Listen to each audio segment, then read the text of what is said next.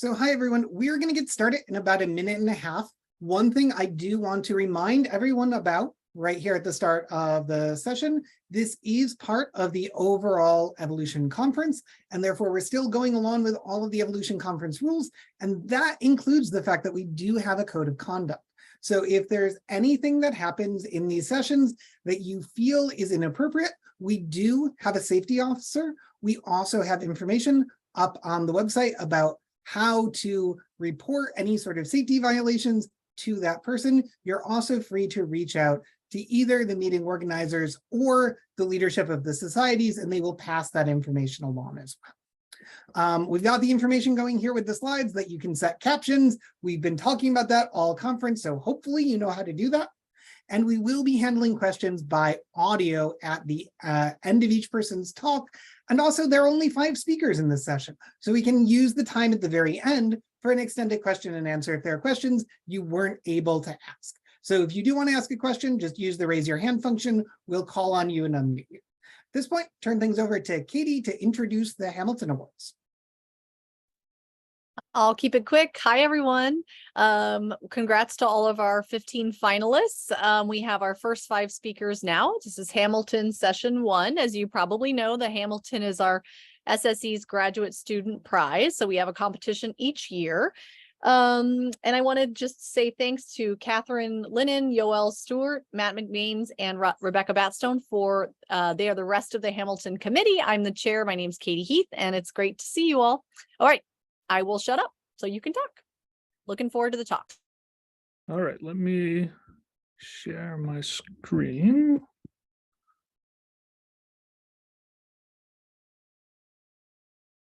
For some reason, I cannot share my keynote, even though that just worked.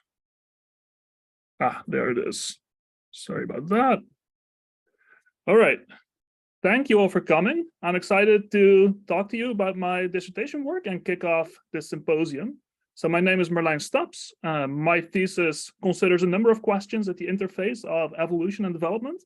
And today I'm going to talk to you about a project where we look at the evolution of patterns in rodents from the perspective of development. And so while rodents may not be the clade that first jumps to your mind when I talk about color patterns, they do have, in fact, a number of interesting stripe patterns that have evolved, presumably as anti-predator camouflage. And the reason that we chose to study pattern evolution in this clade is that while in general, we know very little about the molecular mechanisms underlying color patterns, recent work has begun to understand the development underlying color pattern formation in an emergent model species, the African striped mouse, Rhabdomus pumilio. So that provided us with the opportunity to explore how developmental processes may have shaped the evolutionary diversification of these patterns. And so the first step in this project was, because color pattern evolution has not been studied systematically in rodents before, to use the museum collections of the American Museum of Natural History in New York to create a catalog of all striped rodents, take pictures of their patterns, and then use that to reconstruct the history of pattern evolution in this clade. And I'm showing you the results of that reconstruction here. So what you can see is that these patterns have evolved independently numerous times in rodents, predominantly in mice and in squirrels. And you can also see that across these independent origins, diverse types of patterns have evolved that differ across species in the number, color, and positioning of stripes. And what I think you can also immediately appreciate from this phylogeny is that diversity in patterns is not really explained by the phylogenetic relationships between species. So what I mean by that is that, for example, closely related species may have very different pattern organization, and at the same time, there's examples of more distantly related species that have independently converged on the same pattern. And so in this talk, we're going to try to make sense of this evolutionary diversification from the perspective of development. And we're going to do that guided by the following questions. So first of all, is it possible to explain this diversity from a single developmental process? And if so, how is that process able to generate diversity? Do we see all conceivable stripe patterns, or are there limits to the scope of the evolved diversity? And then finally, is the evolution of these patterns truly phylogenetically unconstrained, Or does development, in fact, impose constraints on the evolution of these patterns? And so to answer these questions, I built a mathematical model of pattern formation that took recent developmental insights from African striped mice. So in African striped mice, it's known that the eventual adult pattern is already beginning to be established during embryogenesis. And one of the important molecular components of that process is a gradient of expression of a gene called SFRP2. And so for that reason, in this model, morphage ingredients play a key role. And in fact, these morphage ingredients guide the formation of the pattern, which we model using a Turing-like mechanism. But so that Turing mechanism is guided by upstream morphage ingredients. And so it was known that in African striped mice, this mechanism is sufficient to recapitulate the pattern of that particular species. And we hypothesized that variation in the shape of these morphage ingredients could underlie the variation in patterns that we see across species. So we extended this model with a general mechanism that can produce morphage ingredients.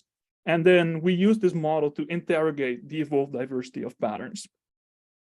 And so we realized that there's a lot going on in the slide. So just to summarize, this model interprets rodent stripe patterns as Turing patterns that are guided by upstream morphage ingredients. And so to explore what kind of patterns this model could generate, we randomly sampled morphage ingredients and simulated the final outcome pattern. And the results of that exploration are shown in this figure, where each row represents one of close to 4,000 individual simulations. And I've arranged those simulations by the number and positioning of the stripes that emerged. And so the first thing that we observed was that this process can, in fact, recapitulate the diversity of patterns, and that, in fact, all of the stripe patterns that have evolved across rodents can be recapitulated by this mechanism, although with the caveat that for patterns that contain both dark and light stripes, the model only explains the formation of those stripes one color at a time. What I think you can also appreciate just from looking at these patterns is that while the model is very flexible in producing patterns with different numbers of stripes, the positioning of these stripes is more constrained.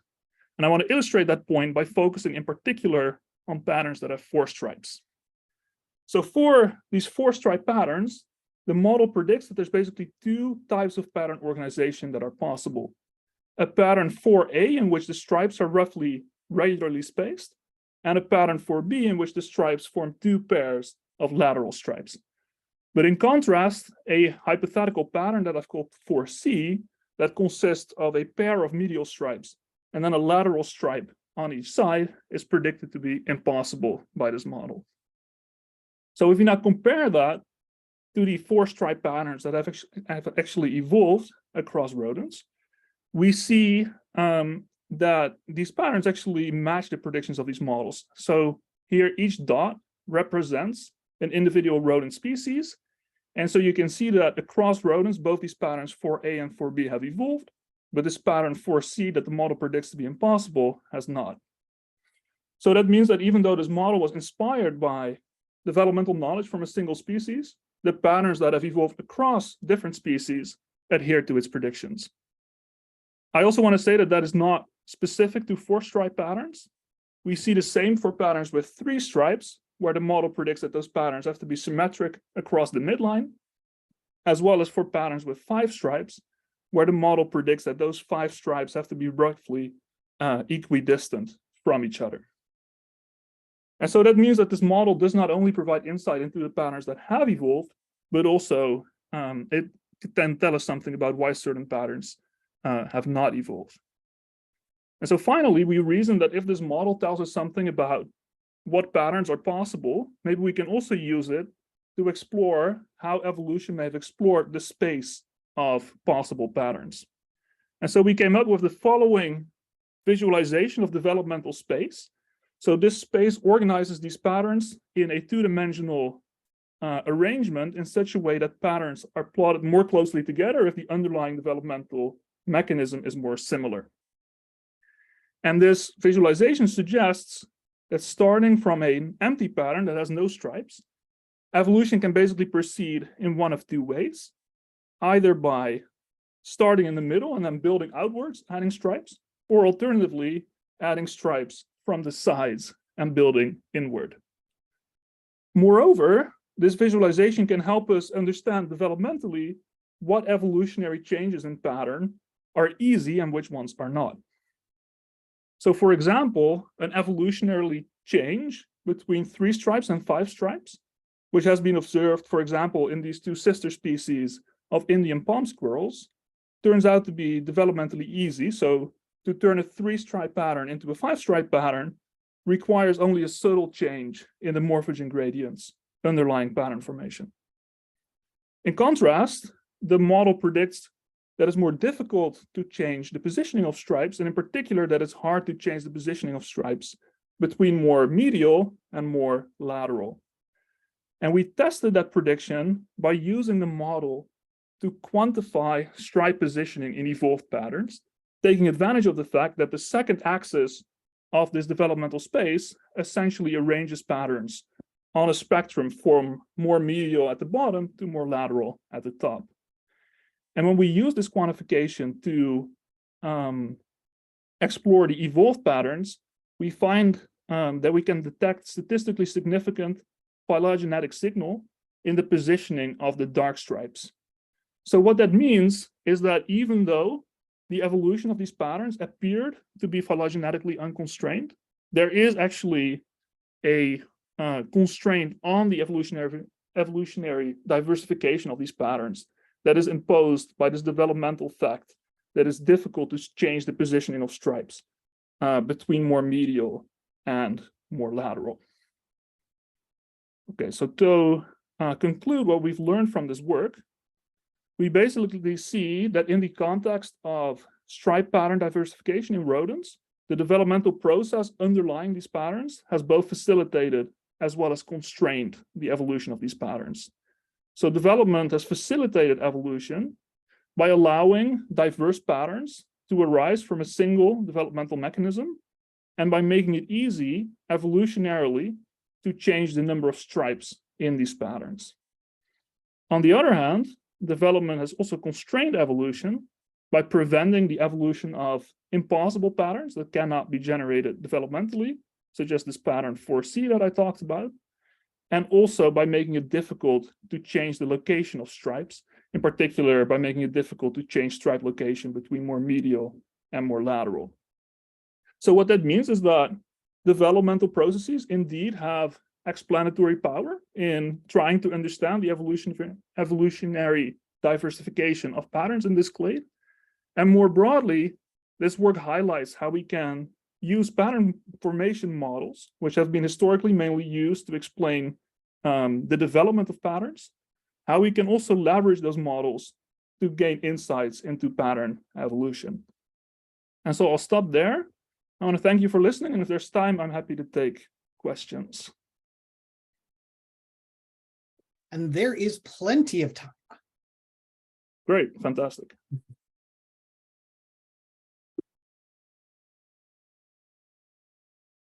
All right, our first hand up is from Kelly Zamudio.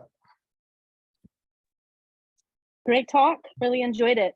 I have a question. Are there mammals, 2 questions actually. Are there mammals that instead of having stripes that are longitudinal have rings? That's my first question. And then my second question is there anything about elongation that is correlated with pattern stripe pattern? Interesting. So to your first question, if I understand it correctly, so yes, there are also mammals where the stripes are in the dorsoventral direction instead of the anterior-posterior direction. So for example, zebras, right, their stripes are perpendicular to these rodent stripes. But in rodents, everything we see is longitudinal and so parallel to the midline. I'm not sure if I understood your question about elongation completely. What I can say in terms of the length of these stripes is that that is also a source of pattern variation. So in some species, these stripes are longer or shorter relative to the length of the body of the animal, and it may also differ between stripes in the same pattern, but that is an axis of pattern variation that we were not able to explore with this model. Yeah, thank you. Those are good questions. We should still have time for another question, and our next hand up was from Elizabeth. Hi, yes, thanks for a very interesting talk. I also have a two-part question. One is whether you observed any phenotypes that are hard to explain by your model. And then the second part is, it sounded like you had a pre-pattern that was constraining the morphogen gradients. If you could say something about the pre-pattern. Yeah, absolutely. So in response to that first question, there is actually one rodent that has spots in addition to stripes that we cannot explain. So there's multiple rodents with spots. The model can also produce spots. For what I showed you here, I focused completely on patterns that only have stripes and no spots. But there is one rodent that has a really intricate pattern that is called the 13-lined ground squirrel, which has alternating lines and basically solid lines and dotted lines sort of periodically alternating. And that is a mechanism that this model cannot explain, at least not within the set of simple morphogen gradients that we explored. It could potentially explain it if you allow for more complicated morphogen gradients. And it also brings me to your second question. So basically the way we constrained those morphogen gradients was by only considering morphogen gradients that can be established just from simple diffusion of a locally produced morphogen. I think I have to stop here, right? Right. You can finish speaking, but you do need to stop sharing so the next person can start. Yeah, so just to finish that sentence, so localized production and then diffusion of the morphogen in such a way that all the positional information that you need to set up this morphogen gradients is an initial differentiation of the tissue into more lateral and a more medial and a more lateral region. Yeah, thank you.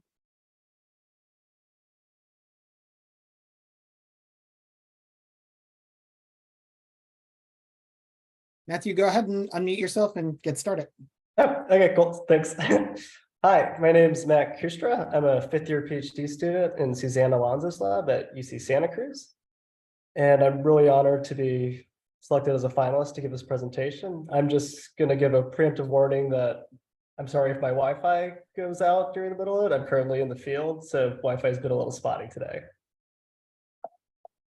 When we typically think of sperm, we think of a relatively simple shape, sort of like an oval head and a tail. However, when we look across the tree of life, sperm are actually the most diverse cell type. And pictured here are just some images to capture the diversity both in shape and size. So we typically think of sperm as being in micrometers, but in some fruit flies like Drosophila bifurca, it's actually centimeters long, and the sperm is longer than the male itself. And so this diversity is what really got me interested in processes that are potentially generating this diversity. And one of them is directional or non-directional cryptic female choice. And what I mean by that is male by female interactions in fertilization success. So in this cartoonish example, we might have two males that both mate with the same female, and they differ in some phenotype. In this example, say sperm size. Male 2 might sire 80% offspring, while male 1 sires 20% offspring. And if we took a male-mediated view, we might say that, oh, male 2 just has better sperm. However, with a different female, we might see that the pattern's reversed. Male 1 sires 80% of the offspring, while male 2 only sires 20% of the offspring. And while this is a cartoonish example, there's actually been demonstrations of these male by female interactions in fertilization success across a wide range of taxa, from insects to even humans. And so there's been growing empirical evidence, but there hasn't been actually too much theoretical development on cryptic female choice. And why might we need to develop theory? What's different from most of the pre-mating sexual selection models we have? And I think one of the most fundamental differences is that multiple mating is something that is typically ignored or assumed not to happen. We also have some other things about post-mating sexual selection that might weaken some of the coevolution that could occur. So for example, selection isn't always occurring. It depends that there's multiple mating. And so there might be some species that only multiply mate occasionally and not that often. And finally, we also know that fertilization might not be a winner-take-all situation. In fact, like that's how we normally know that there's been extra pair fraternities by mixed breeds.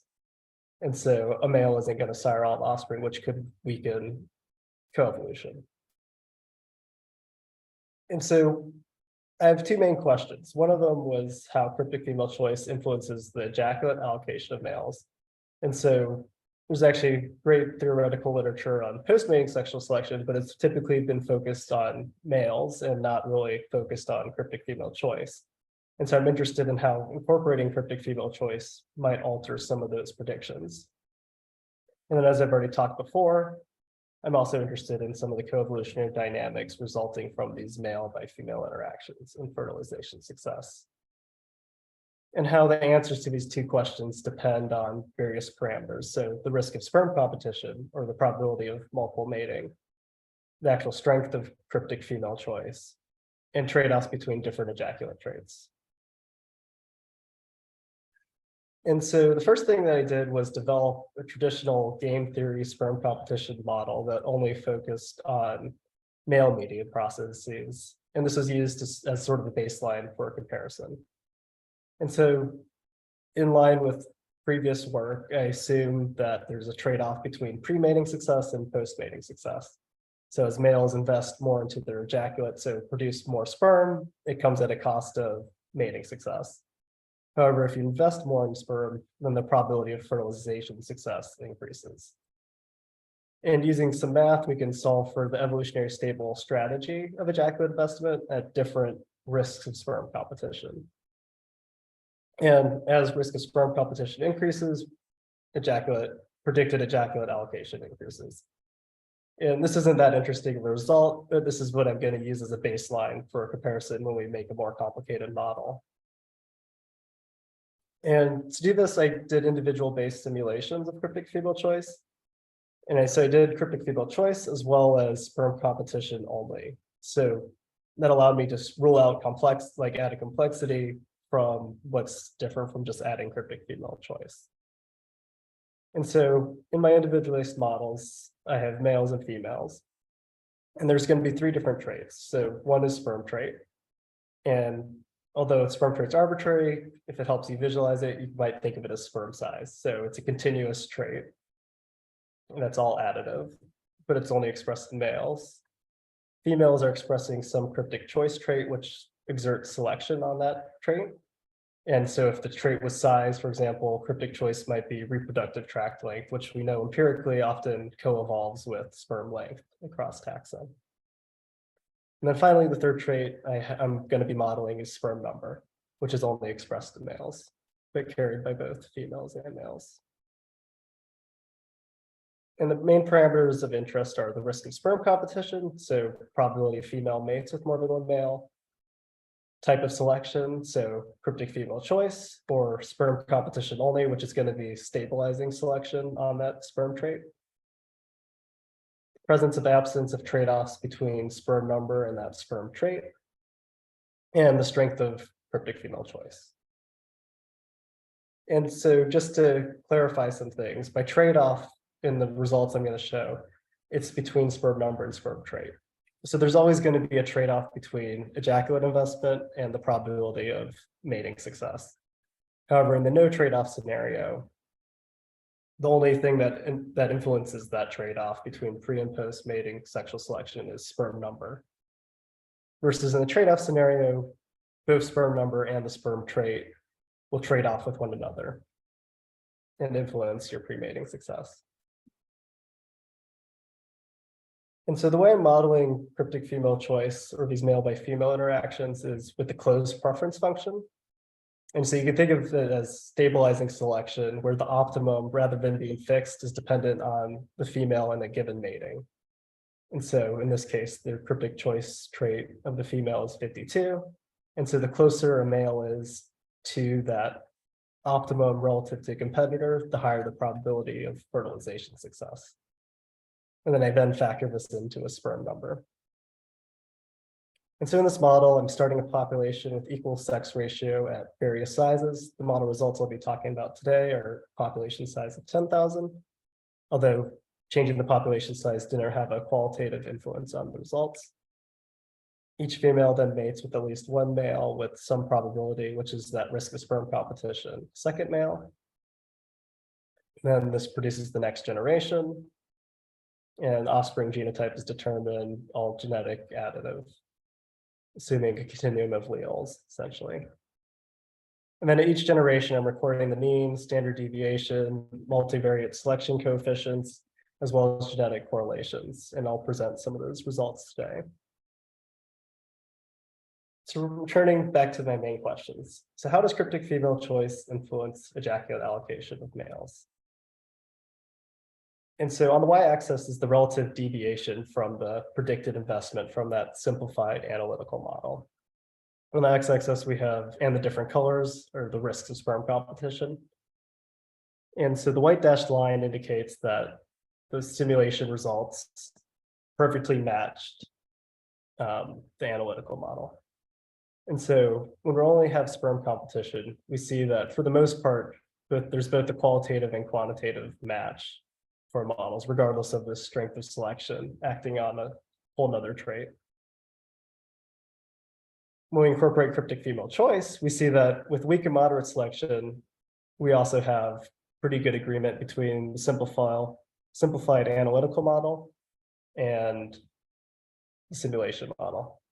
However, with strong cryptic female choice, we actually see quite large deviations, almost 50% in some cases, and the deviation decreases with risk of sperm competition, but still roughly 25% smaller predicted investment relative to the analytical model. So incorporating cryptic female choice can alter the results quite a bit. And then going back to my next question is, under what conditions do we get codivergence of post-mating traits, or what are some of the coevolutionary dynamics? And so the first thing I looked at was to get at linkage disequilibrium, or genetic correlations between these female and male post-mating traits. And so on the x-axis is just the generation, and the y-axis is the genetic correlation, and the different colors represent the risk of sperm competition. We see that the presence of a trade-off didn't really have a huge influence on whether genetic correlations developed, which I found surprising. And when selection's weak, we actually see that risk of sperm competition has a pretty marginal effect, barely noticeable, but genetic correlations are still positive even when we have weak selection and relatively low rates of multiple mating. With moderate selection, we see that the genetic correlations increase more, and risk of sperm competition seems to have a larger effect on those genetic correlations. And when there's strong cryptic female choice, we see much larger genetic correlations, and risk of sperm competition has a much larger effect. And so one of the more interesting things I find here is that risk of sperm competition and the strength of selection have an interactive effect in determining those genetic correlations. And so the genetic correlations are like one thing. So what I was interested in next was looking at how that results in codivergence phenotypically. And so taking here is when there's weak selection, risk of sperm competition, and low risk of sperm competition. So this yellow line over here. So the genetic correlations are actually quite low. Starting populations started around there, and just showing 5 separate runs or different populations, you can think of it. We see that they actually end up becoming quite highly correlated across populations, and the female and sperm trait codiverge even when the genetic correlations are extremely low. We still get some divergences. And so to look at how much divergence we get, just shown here are box plots of that mean sperm trait, and it matches the mean cryptic choice trait as well. And so when there's weak and moderate selection, the actual divergence we get over 30,000 generations, despite much larger genetic correlations for moderate selection, are actually quite similar. And however, and risk of sperm competition doesn't have a huge influence. So it's focusing on how wide the box plots are. Versus when we have strong selection or strong cryptic female choice, the divergences actually get quite big, and that increases with the risk of sperm competition, looking across populations after 30,000 generations. And so going back to this pattern of codivergence, I was interested in if there was evolutionary lags between the evolution of the cryptic choice trait drifting along that line of equilibrium versus the sperm trait. And so to get at that, what I did was tested every possible generation lag from 0 to 200 generations to see if there was a better fit. And so plotted here in the last 2000 generations are that cryptic choice trait, and then that sperm trait without lag. And so you can sort of see if the lag fits better and find the lag that minimized the error. And what I found was that lags generally decreased with risk of sperm competition and strength of selection. But once again, trade-off didn't really have a huge influence. But the relative improvement when you're incorporating that lag increases much more with stronger selection and higher risks of sperm competition. I apologize, but you're going to need to wrap things up here. Yes, thank you. And so conclusions are that they can incorporate cryptic female choice can cause a lot of variation compared to the sperm competition only models. And I think it's a potentially underappreciated evolutionary force. And I'd like to acknowledge a lot of people that have helped this work possible, and I'm happy to take any questions. And we're actually going to have to hold your questions until the very end because we don't have time for that. Sorry about that. Sorry about that. So our third speaker, you can go ahead and share your screen, Ben.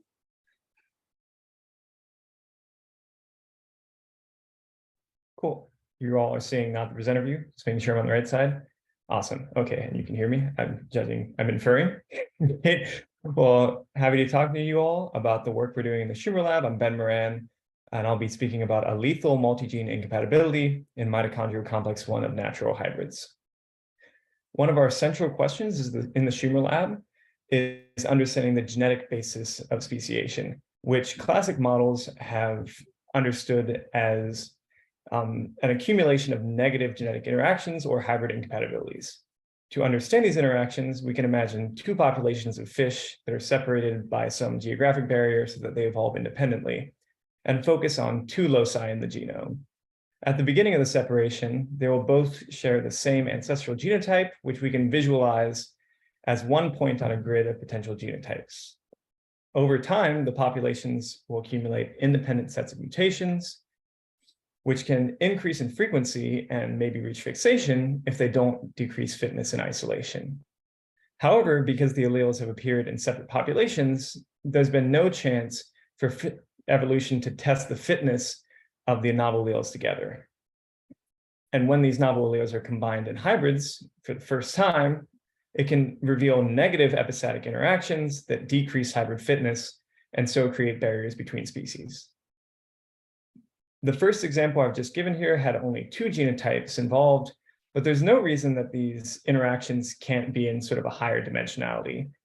We can imagine divergence at 3 loci, creating a similar walk through fit genotype space. And the resulting 3D space has even more unexplored genotypes that could be under selection in a hybrid. And so we might expect that higher order incompatibilities would be more common just based on geometry. But obviously it's unclear whether this would translate into empirical reality. Because although evidence for hybrid incompatibilities is very widespread across taxa, there have been very few examples of complex hybrid incompatibilities found. One particular survey that sort of systematically looked for 3 gene interactions in yeast found that while 3 gene interactions were more common than 2 gene interactions, they were also systematically weaker than pairwise interactions. And so this might create a sort of power issue in detecting them that could be compounded by the fact that just exploring a 3D space of genotypes inherently requires more power than exploring a 2D space. So whether for these reasons or a deeper discrepancy between theory and empirical evolution, there really haven't been many complex incompatibilities found and none in natural systems, which is where we come in. So in the Schumer Lab, we're studying incompatibilities in natural hybrids between Xiphophorus malinche, which exists in high elevation streams in Hidalgo, Mexico, and Xiphophorus birchmanni, which exists in lower elevation streams. Where they overlap at intermediate elevations, there are natural hybrids with varying combinations of parental ancestry that we can use to map the negative genetic interactions between parental genomes. In this particular study, we searched specifically for incompatibilities between genes encoded in the mitochondrial DNA and genes encoded in the nucleus. So we were lucky enough to find natural populations where both the Birchmani and Malinche mitochondrial haplotypes were present. And in these populations, we can observe just basically a contingency table of the number of individuals genotyped that have Birchmani heterozygous or Malinche ancestry at a particular nuclear locus as a function of whether they have Birchmani or Malinche mitochondrial DNA. Now, in the absence of selection, we expect this distribution of genotypes to more or less follow Hardy-Weinberg equilibrium. But when we look at some nuclear loci, we observe a depletion of particular genotypes, namely those that have opposite ancestry in the mitochondria and the nuclear locus. And we can detect this depletion as a statistical correlation. So by performing a correlation test across every divergent locus in the nuclear genome, we can create a Manhattan plot where on the x-axis is just the nuclear position. On the y is the strength of the correlation between local nuclear and mitochondrial ancestry.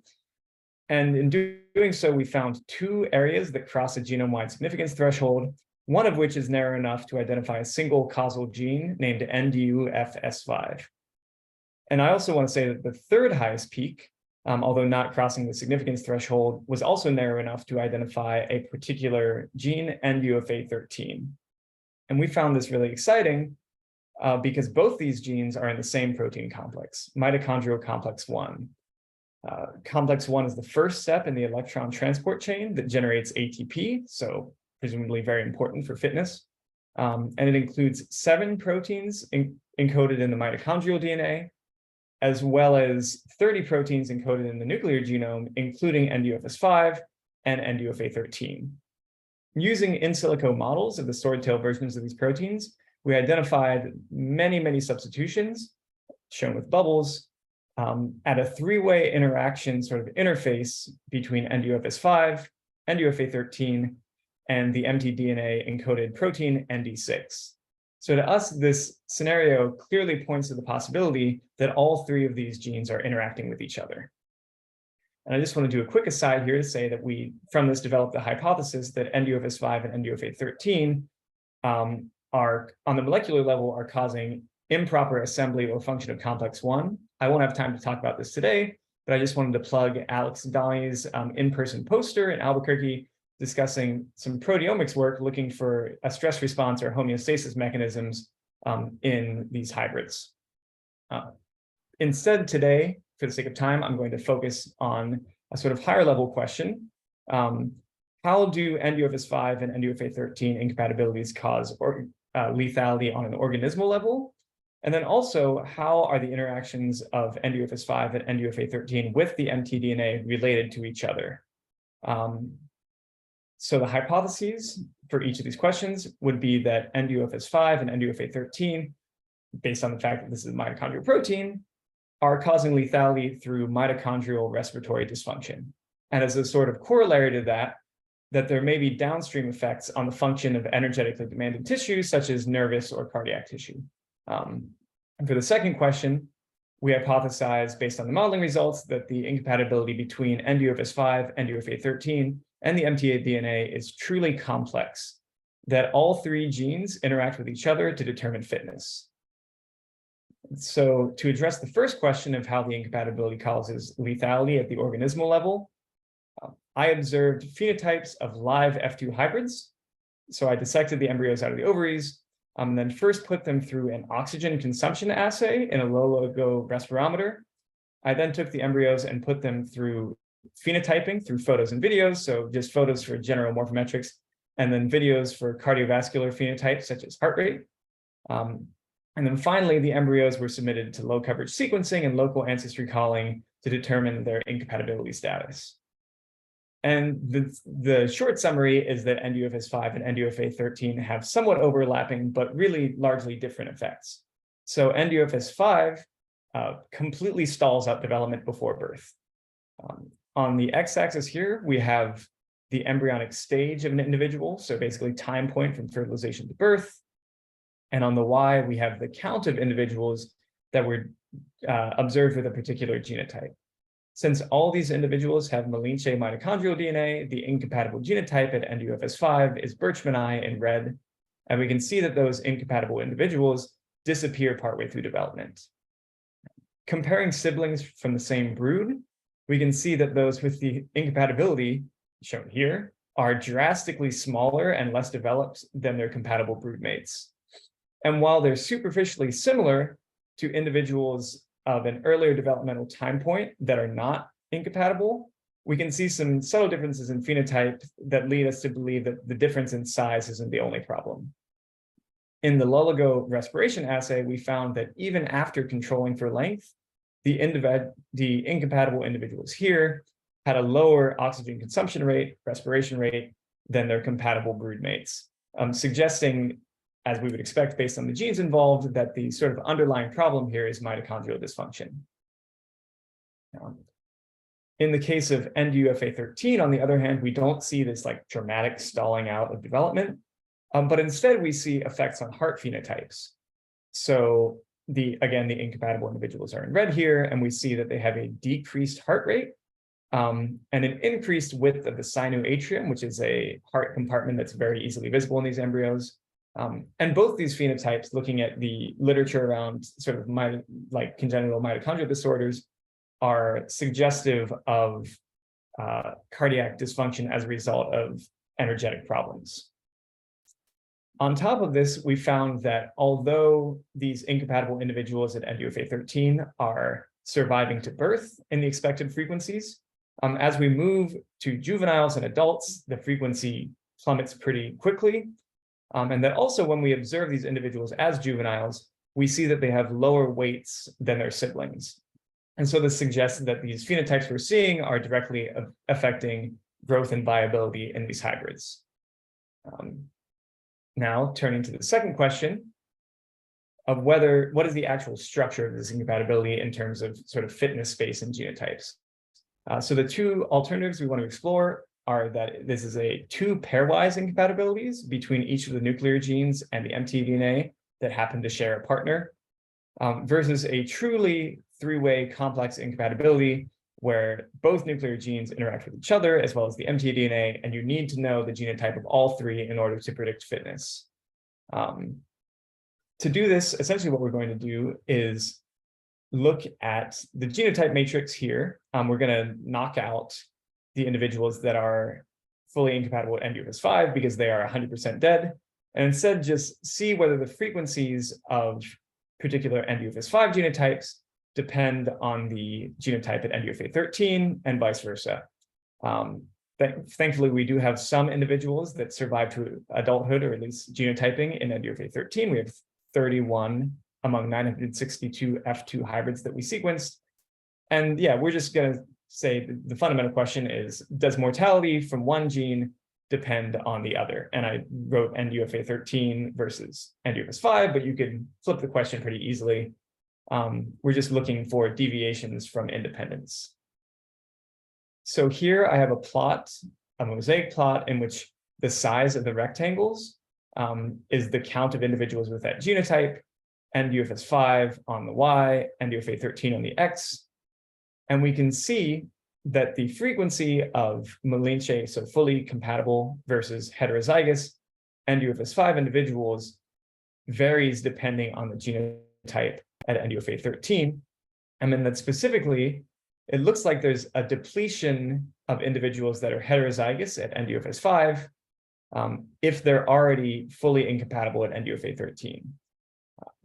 And when we test for deviations from independence in this contingency table with a chi-squared test, we obtain a barely marginally significant p-value of 0.052. And so to us, this is pretty strong evidence that this interaction is truly complex.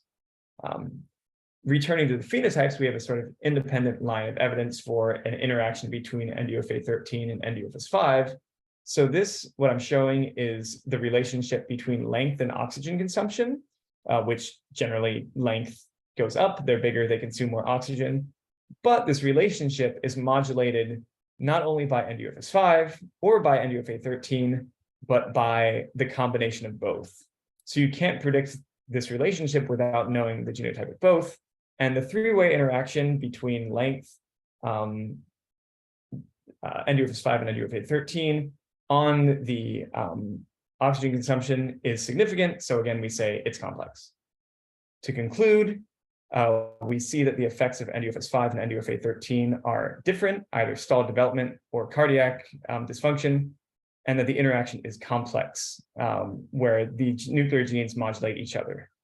And I'd like to end just by saying that I think the significance of this work is that while we can develop a rich body of theory around what complex genetic interactions are going to look like, when we come into the reality of the situation, things get a lot messier. And I think that as we develop more empirical examples of complex interactions, we may find that these results feed back onto theory about the true structure of fitness landscapes. I'd like to end by thanking the many people who helped in this work, either with advice or their own time, thank funding sources, and would be happy to take any questions. And again, we're going to have to end the questions at the very end because the next talk begins in less than a minute.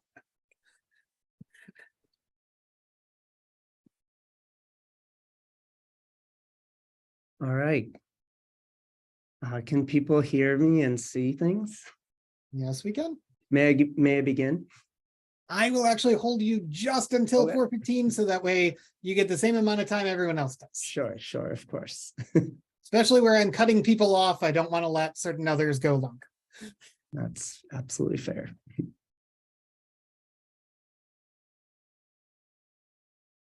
All right, go ahead. All right. Hi, everyone. I'm Jay Gallagher. Thank you all so much for coming today. I'm really excited to share with you what I think is a pretty fascinating little evolutionary story. So how diversification occurs is one of the central questions that biologists have been trying to answer ever since Darwin originally proposed that we all must be descended from a single common ancestor. One important culprit in initiating diversification can be found in the fantastic world of sexual signals, some classic examples that I've shown here. Often when we go into nature and look at closely related species, the most obvious traits that we see that differ between them are their sexual signals, suggesting that changes to these signals may eventually lead to speciation. Unfortunately, studying the origins of new sexual signals and their subsequent diversification is really difficult because we're often looking back on the process. We can take comparative approaches using living species, but we understandably miss the evolutionary dead ends that are peppered throughout the history of populations. Sexual signals in particular often contain various behavioral components that are basically impossible to measure retrospectively, both in the signaler's behavior and also in the receiver's response to the signal. During my PhD, I was fortunate enough to have the opportunity to study these elusive early stages of diversification with our recent discovery of multiple new sexual signals. All right, so the main player in our story is this charismatic little critter here, the Pacific field cricket, which lives all over the Pacific, including in Hawaii. Male crickets produce their sexual signal in the form of a loud tonal song. And these structures are generated by these specialized structures on their wings that resonate when rubbed together. So if you look here, I have labeled the structures such as the heart, mirror, file, and scraper. These ones are really important in determining acoustic characteristics of their songs. So if you change, say, the shape or size of some of these structures, the resulting song would change as well. Males sing these songs to attract females from afar and to entice them to mate once they're found. Unfortunately for the crickets, though, there also exists in Hawaii a parasitoid fly that listens for these same songs and uses them to find its prey, killing the singing male and creating this really interesting conflict between natural and sexual selection that's unique to Hawaiian populations of these crickets. So around 20 years ago or so, some males lost many of the sound-producing structures on their wings, rendering them obligately silent and protecting them from parasitism from the fly. but also making it really difficult to attract potential mates. In 2017, however, our lab discovered a new population of crickets singing a completely different song that sounded in some ways more like a cat purring than a cricket singing. Soon after this discovery, we ran a series of studies where we found that purring song could be used to attract mates and that flies are much less attracted to it, suggesting that purring may be a private mode of communication among crickets. More recently, though, things have become even more complicated. So after working closely with crickets from sites across Hawaii, we started noticing all of this unusual variation in both male wings and their songs that didn't seem to exist before. And these sites have been regularly studied since the 90s. So we were fairly certain that this variation that we were observing was indeed new. So what is all of this new and unexplained variation? Today, I'll first be discussing my initial investigation into the origins of signal novelty across Hawaii, where I characterize this new variation and determine the morphological mechanisms that are underlying song differences.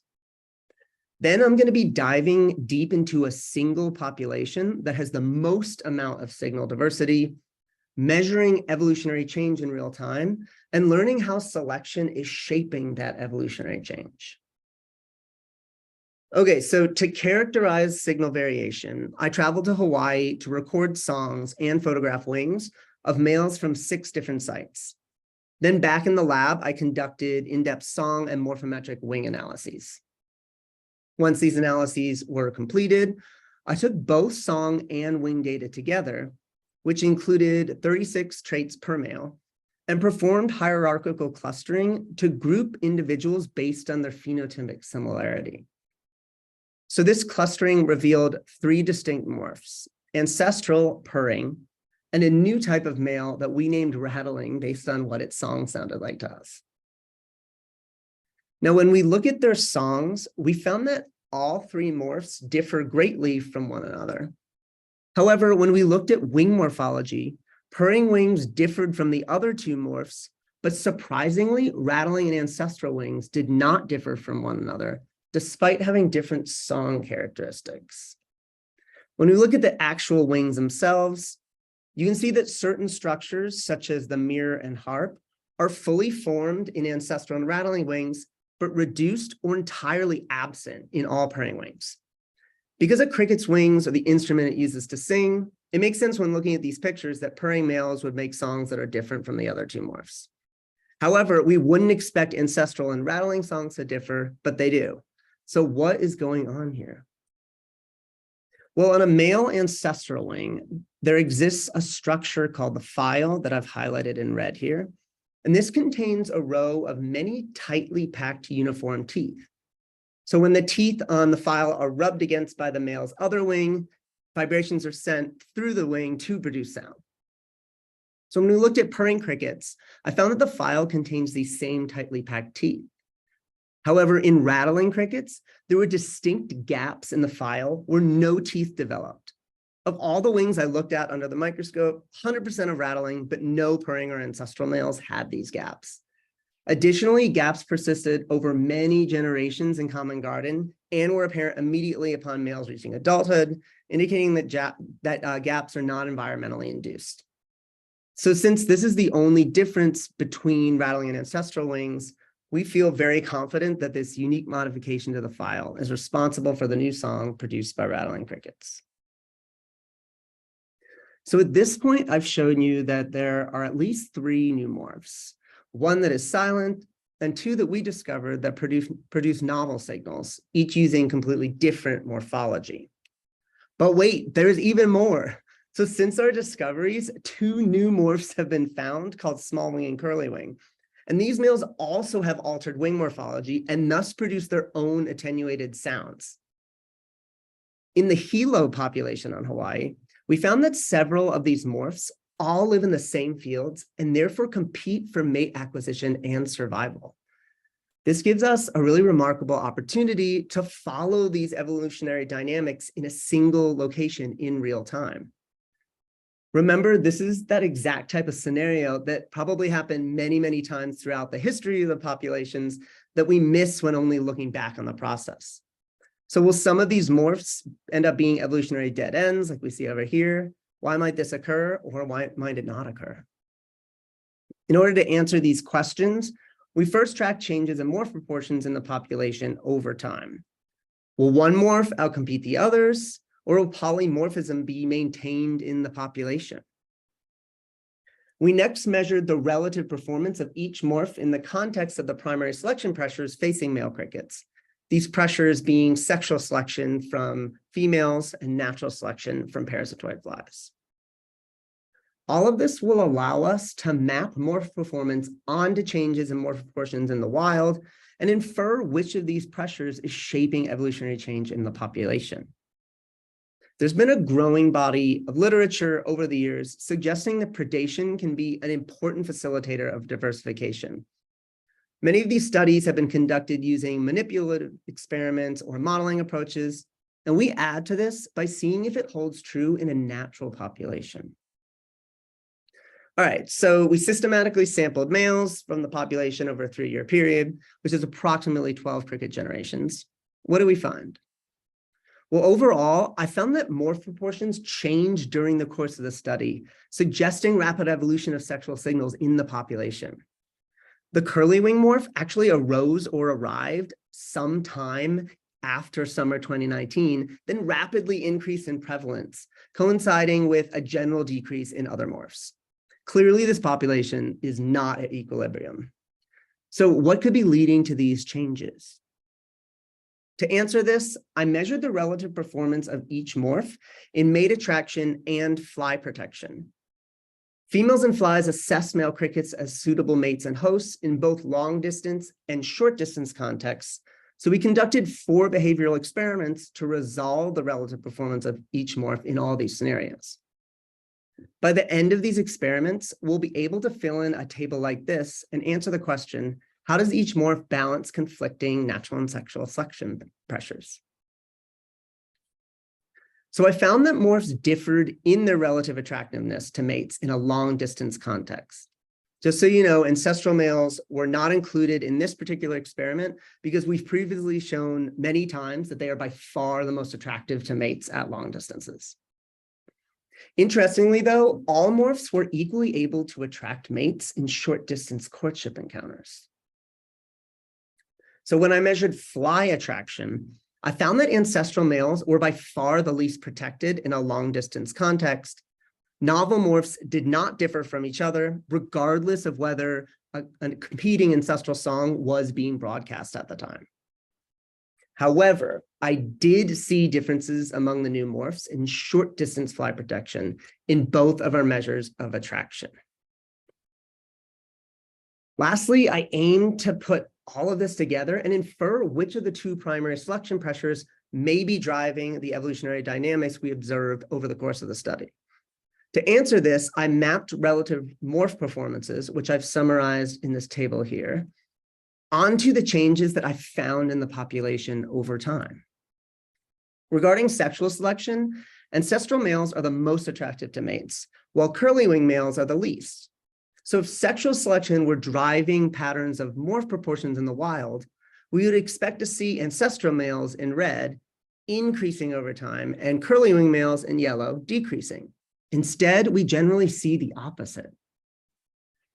So when we look at natural selection, the morph most protected from parasitism at the time increased in prevalence, beginning with rattling, followed by curly-wing after its arrival. All in all, this suggests that of the 2 major selection pressures that male crickets face in the wild, natural selection from a predator, in this case the parasitoid fly, has been the primary driver of the rapid evolutionary change that we witnessed in the population. In this series of studies, we documented extremely rapid and ongoing phenotypic diversification of male crickets across Hawaii, resulting in multiple new male morphs in different locations that each produce novel sexual signals using completely different wing morphology. I show that each new morph serves as an alternate solution to conflicting selection pressures, all balancing natural and sexual selection differently, and that these differences have shaped rapid evolution in a population that we saw play out in real time. I really believe that the tractability of this island system makes it a powerful microcosm for answering fundamental questions in evolutionary biology, and is why this work has excited me so much over the course of my PhD. Thank you all so much for listening, and I'd be happy to take any questions you might have. All right, and this time we should have time for at least one question. Awesome.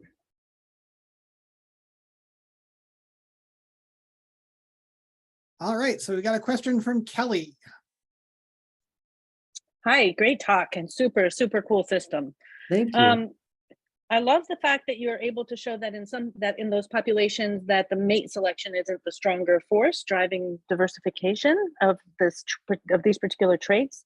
But I wondered whether it might not be the case that something like long distance attraction is not the most important part of the sexual selection choice, right? Well, totally. Yeah, so obviously both long distance attraction and short distance courtship are really important, right?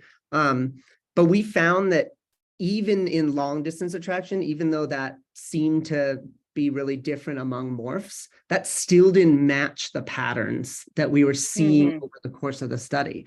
And considering that at short distances, it doesn't seem to matter at all what morph you are, you're equally likely to attract mates. It doesn't seem like sexual selection in this instance is driving those patterns.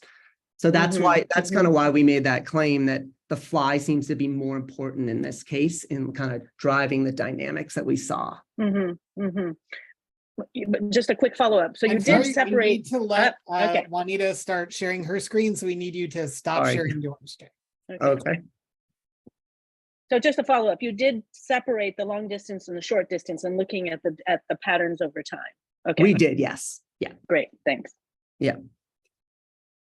All right. Feel free to start whenever you want, Juanita. Thank you. So hi, everyone, and thank you very much for joining us for this session. My name is Juanita Gutierrez Valencia, and today I will be sharing with you some of the main results of my PhD research conducted at Stockholm University and SciLife Lab in Sweden, in Tanya's Lottes group. So yeah, my presentation entitles Genomic Studies of the Evolution and Breakdown of the Linum distyli supergene. And I would like to start by talking about the extraordinary diversity of mating and pollination strategies that flowering plants have evolved throughout their evolutionary history. So of course, this diversity does not only reflect in different colors and shapes, but also in the way plants get to transfer their gametes. One of the reasons for this incredible diversity is that the vast majority of them are self-incompatible, and therefore they rely on animals in most cases to guarantee reproduction. However, one of the most common evolutionary transitions that plants have experienced is that of the loss of self-incompatibility, meaning that they can self-pollinate, and this is known to be especially advantageous when mating opportunities are reduced or unreliable. So distyly is precisely one of the adaptations that plants have repeatedly evolved to promote efficient pollen transfer and cross-fertilization in hermaphroditic plants. So briefly, I would like to explain what distyly is. So it's a complex polymorphism that involves the coexistence of two types of flowers within the same population, known as the from and pin flowers. They basically differ because of the reciprocal position of their anthers and stigmas. And you can imagine, as shown in this figure, that the location of the anthers matches with specific parts of the body of the pollinator, meaning that this guarantees that each type of pollen will be transferred to the corresponding receptive stigma of the other morph. However, one of the aspects of distyly that has long captured the attention of evolutionary biologists is that despite being a complex trait, it has a relatively simple pattern of inheritance. So contrary to our expectation based on the independent assortment of traits, we do not observe a disassociation of the traits that define each morphotype in the F2, and generation after generation, these traits are being inherited as a unit. So this led to an early idea that distyly was governed by a supergene. So supergenes are generally defined as a genomic region that clusters loci that control very complex polymorphism, usually evolving under balancing selection. In the case of distyly, the supergene is known as the S locus, and early geneticists suggested a model in which from individuals will be heterozygotes at the S locus, while pit individuals will inherit the recessive haplotype in homozygosity.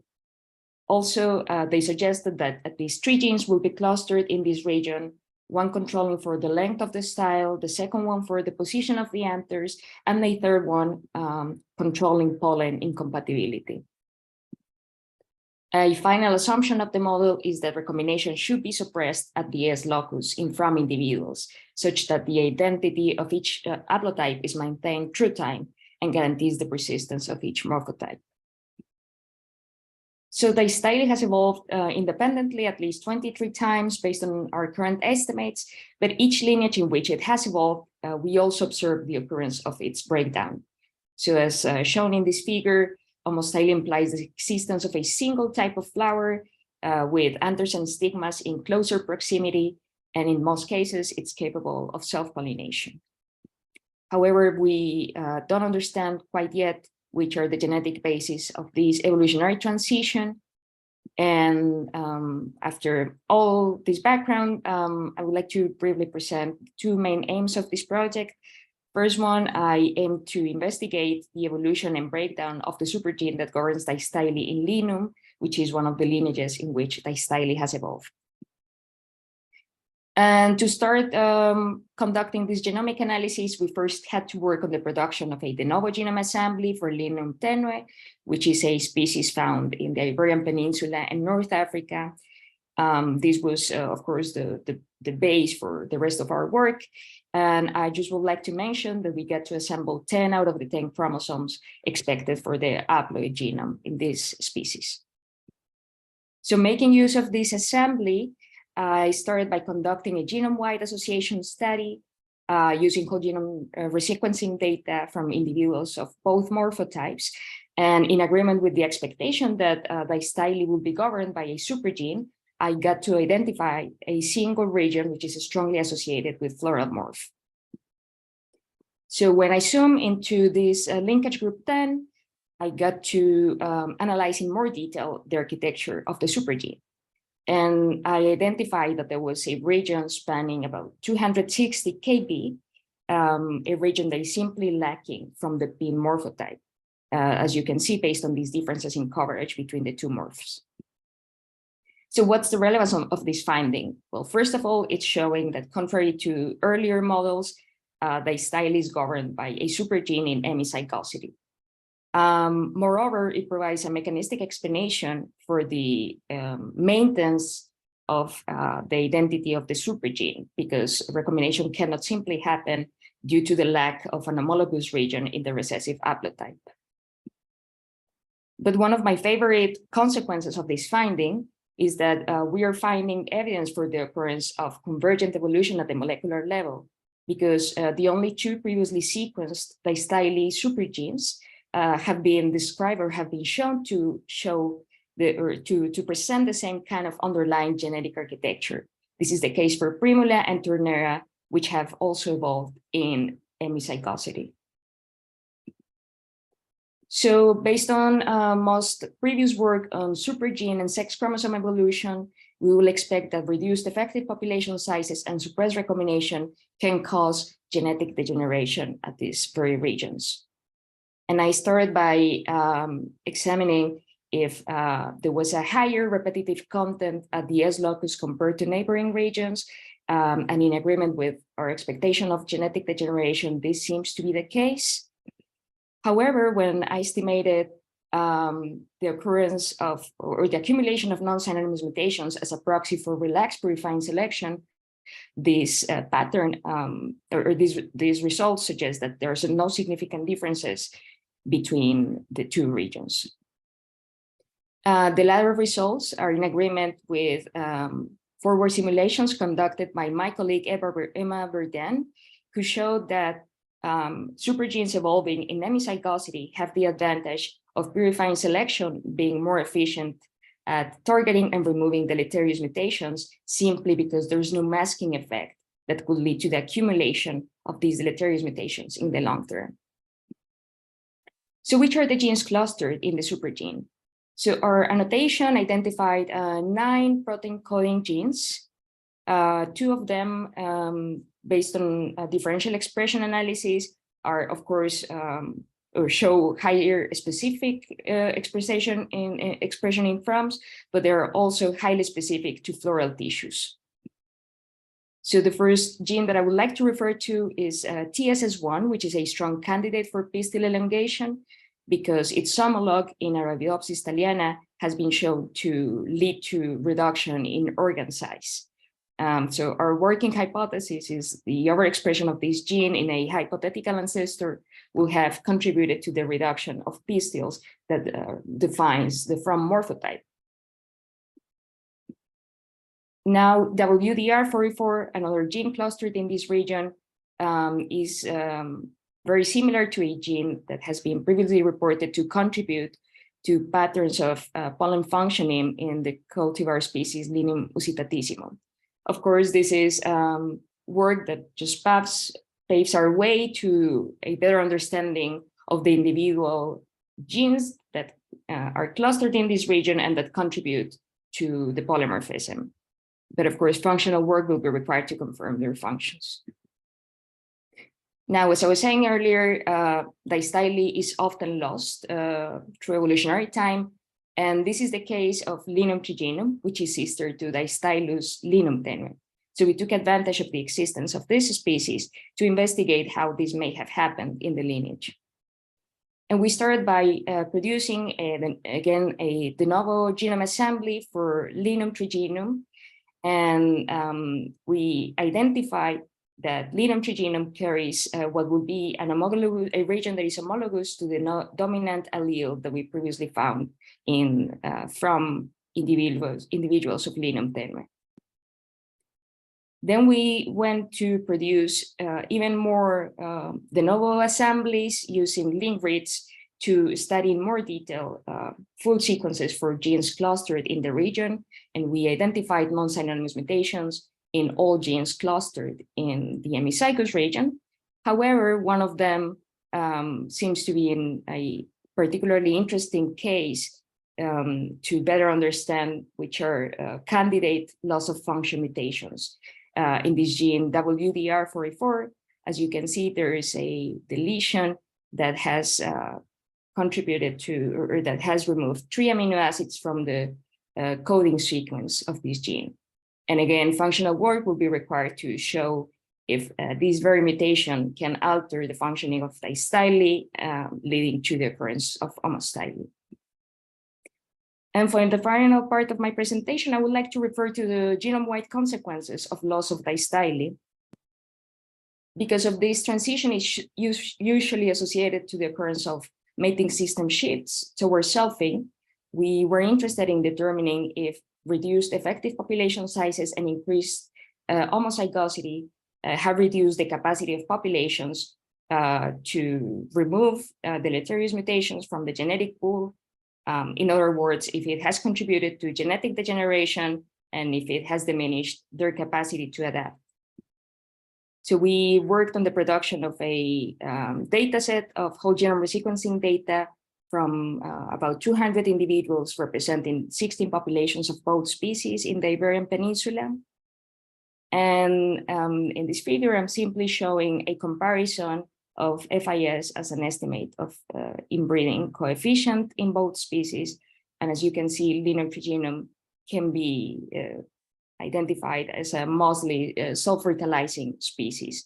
And our estimates of genetic diversity also suggest a drastic reduction in genetic diversity in Linum triginum. However, when I estimated the distribution of the fitness effects to better characterize the occurrence of relaxed purifying selection in Linum triginum compared to Linum tenue, I didn't find evidence for the occurrence of a significant accumulation of slightly deleterious mutations. Instead, it seems that Linum triginum has accumulated a higher proportion of mildly deleterious mutations. And this could be partially attributed to a reduced capacity of this species to purge effectively mildly deleterious mutations, mostly attributed to the occurrence of genetic drift. And with this, I would like to conclude with 5 main messages or ideas that we have derived from this project. First, distyly has convergently evolved in hemizygosity in angiosperms.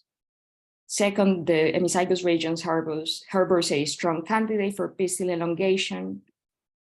Third, we also found evidence to suggest that hemizygosity could counteract the accumulation of deleterious mutations in this region.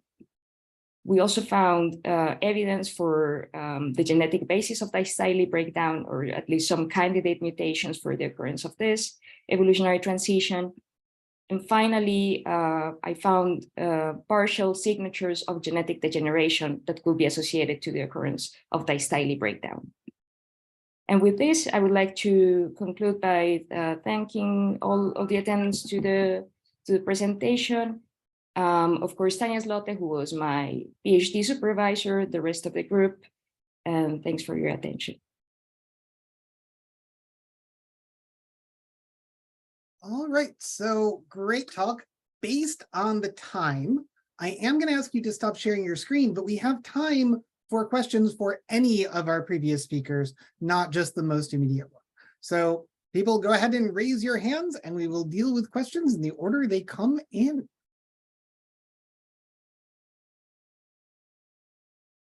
All right, so we have a question here from Narcissus.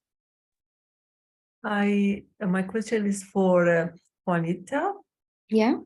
Thank you, Juanita. I wanted to ask if you check the expression levels of the one gene that you found that might be disrupted in the breakdown system. Yes, so we do have transcriptomic data also for Linum trigenome. We found that the gene is still expressed Okay. despite the existence of this mutation. But this is something we're still working on.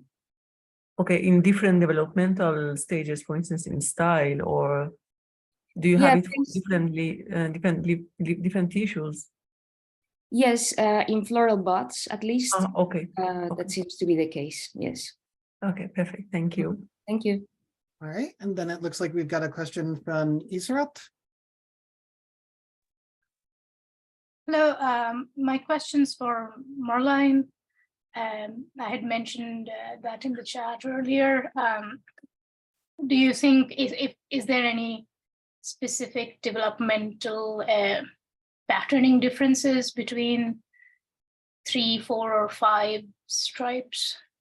Yeah, that's a great question, and I saw it in the chat. Yeah, so basically the reason that for 4 stripes you also see these patterns where the stripes are on the sides is that 4 is an even number and 3 and 5 are odd. So basically the effect of these morphogen gradients that are guiding pattern formation is that they can restrict the region of the dorsum in which stripes form, and they can either do that by restricting the stripes to the middle or by restricting them to the sides. So that means that you can, if you have a total number of stripes that is even, you could also position them on both sides, but when the total number of stripes is odd, you have to essentially put them in the middle because you cannot evenly divide them over the 2 sides. And so, for example, if you look at 2 stripes, you again see the same thing as you see with 4 stripes, that you can either position those 2 stripes medially or laterally. And that is something you see in evolved patterns as well, although it's a little bit more difficult to compare the model to the data if you only have 2 stripes. Yeah, thank you for that question.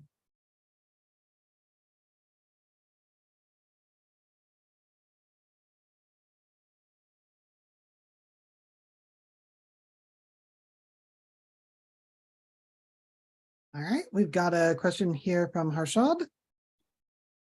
Yes, the question is for Marlene again. So I just wanted to ask you, when you say that you have a defined number of stripes, do you have data where you actually have a diffusion? So you cannot actually make the bands very clear. You cannot delineate them. So you might have some intermediates or something like that. So do you have any account of such variation also in standing in your populations? So I mean, clearly defined stripes is one thing, and then you will have something diffusion. So I speak this from the background of eye spots in butterflies, where you have a diffusion and you might have some spots which are very not much clear. So is there something like that in your system? Thanks. Yeah, that's also a great question. So as I alluded to earlier, there is some rodents that have spots as well as stripes, or that have only spots. And in those cases, the pattern gets a little bit more disorganized when you have spots, especially if you get towards the edges of the pattern. That is also a feature that the model recapitulates. But again, like they're still defined spots. So in general, these rodent patterns tend to be consisting of very defined pattern elements, and they're also very reproducible in their organization if you compare different individuals from the same species. So it's very different from, for example, zebra stripes, which you can sort of use as an individual fingerprint. If you put like 5 individuals of the same species next to each other, they'll all look exactly identical. Yeah, thank you.